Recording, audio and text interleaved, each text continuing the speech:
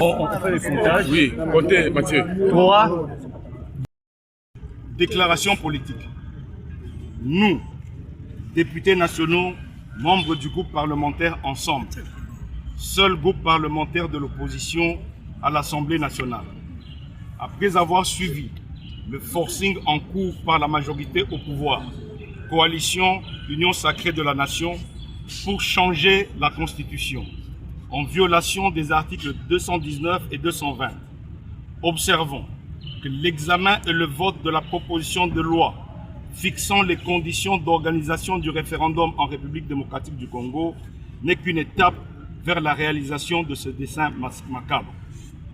Entendu qu'une grande partie de notre pays est occupée par les rebelles, l'armée rwandaise et des terroristes ADF, ayant causé des millions de morts, des réfugiés et déplacés de guerre, au nord, sud Kivu, en Ituri et dans le Haut-Ouélé, vu que 2 provinces de notre pays, le Nord Kivu et l'Ituri, sont sous état de siège.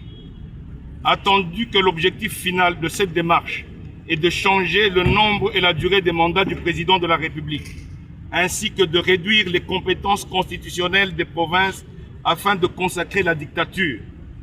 Considérant que les attentes de nos populations sont l'intégrité du territoire, la paix, l'unité nationale et la marche vers le développement. Considérant que le changement de la Constitution, du reste interdit, dont la proposition de loi sur le référendum sous examen n'est qu'une étape préliminaire et suicidaire pour l'unité du pays. Déclarons ce qui suit. 1.